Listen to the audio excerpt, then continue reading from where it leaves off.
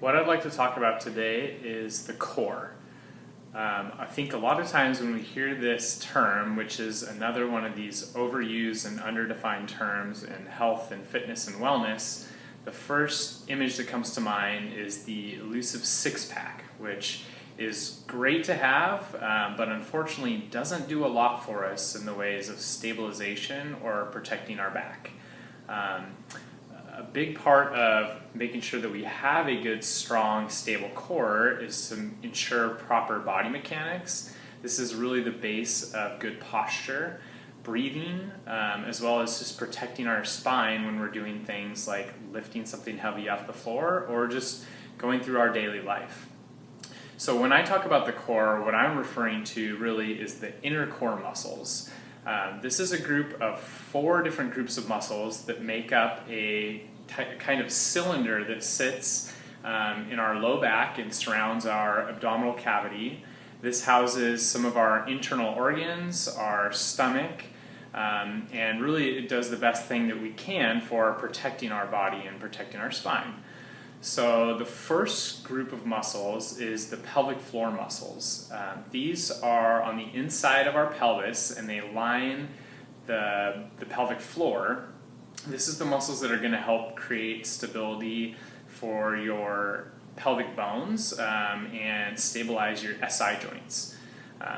These muscles are really common in women's health and are talked about a lot for pre and post-pregnancy, but unfortunately are not talked about for men a lot, and they are really just as important for men as they are for women.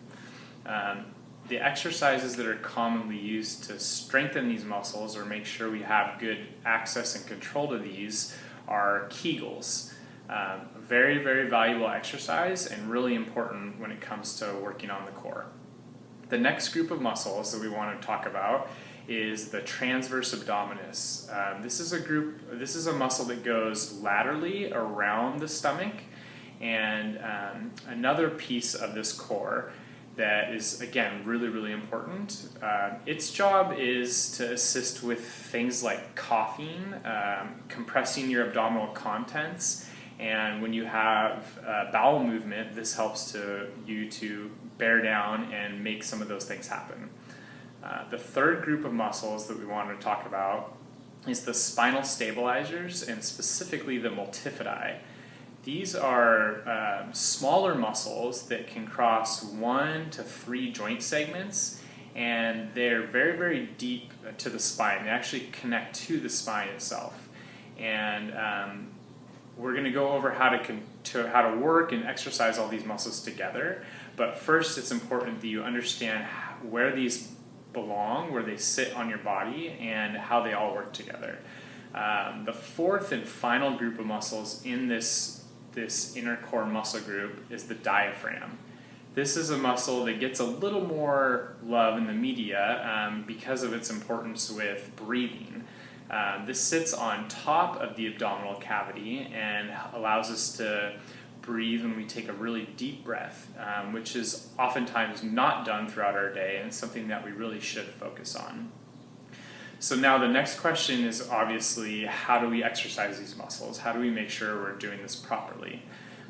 These can be challenging, especially if we're not used to working on them properly throughout our day, let alone with exercise. And so I find that the best approach is to make sure you can get each group individually and then try to work them together as a whole. And then ultimately, these are things we want to do throughout our day during lifting tasks, sitting in the car, sitting at our desk at work, but especially when we're having to pick up something heavy, unloading groceries from the car, things like that. So first, we'll go back to the pelvic floor muscles. So again, as I mentioned with Kegels, these are a very popular exercise and really, really valuable. So the best way that I've found to work on these Kegels is some cues that we think about that sound kind of silly but are pretty effective in making sure that these muscles work. And so if you recreate the sensation of holding in urination or stopping midstream, that is what a Kegel is. So a good way to start that is try to hold your Kegel for about 5 seconds and then relax. And repeat this about 5 times. Now we're going to go to the next group. So this is again the transverse abdominis, and this is that muscle that goes around our abdominal cavity.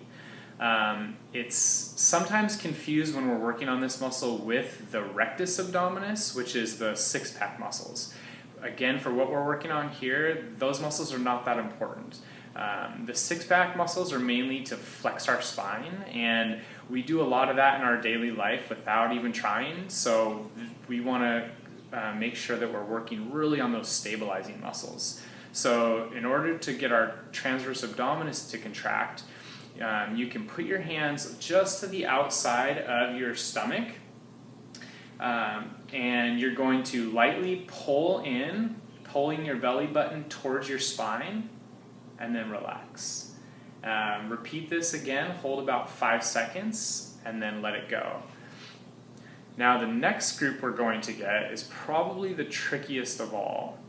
This is those spinal stabilizing muscles, the multifidi. And a way that you can tell that you're getting these muscles to contract is if you take your fingers and you stick them on the outside of your spine, and you can do these at the upper back, the mid back, the lower back, but for our purposes here, let's focus on the lower back to begin with. And if you take your fingers and you stick them just to the outside of the spinous process, which is the pointy part of your vertebrae, you'll feel there's some kind of like a gutter there that's filled with muscle tissue. So it'll feel just like some muscle, some kind of taut tissue that you want to just put your hands on.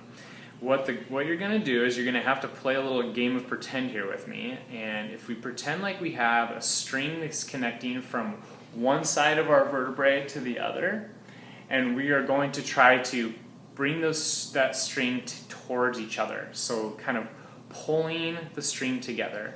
And again, we're going to try this for about 5 seconds and then relax. It's a very subtle feeling, but what you should feel is a little bit of increased tone beneath your fingers, or increased tightness, tautness, a little bit more pressure. So again, 5-second holds and then relax, and we'll try about 5 of those. Now the final 4th piece of this puzzle is, again, the diaphragm. This is one that we're supposed to be using when we're breathing, but oftentimes when we have shallow breaths, we're not utilizing the diaphragm, and that's a problem because we're not getting all of our lobes of our lungs to inflate, and we kind of short ourselves on how much oxygen we're supplying to our body. So a really good way to work on the diaphragm is take one hand on your chest and one hand on your stomach, and then what you're going to do is you're going to take a nice big inhale, and then just let you a nice easy exhale. And what you should notice is the hand on your stomach should rise first before your chest hand rises. Do a couple of those for me. Again, inhale, the air's coming in, we're taking a deep breath into our stomach. Our hand goes out, and then we let it go, and our hand goes back to our starting position. Now, once you've practiced each of these pieces individually, the next part comes along, and that's where we start to incorporate them all together. Now, this can be tricky and can seem overwhelming at first, but just like in learning anything else, the more you do it, the easier it becomes.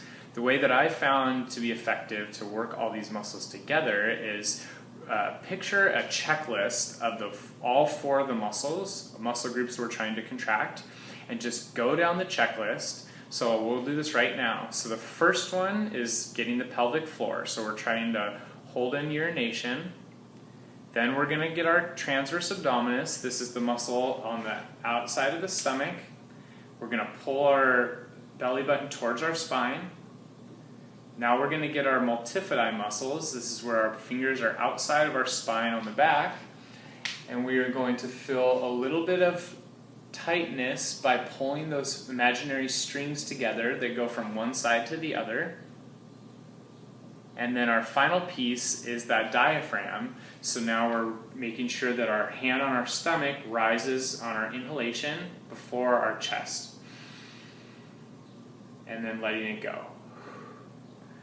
The more effective ways to work all these is, again, lots and lots of repetitions, but I think starting with sets of 5-second holds of all of these together times 5. So you can do 5 breaths, and that's going to make sure that we cover that time.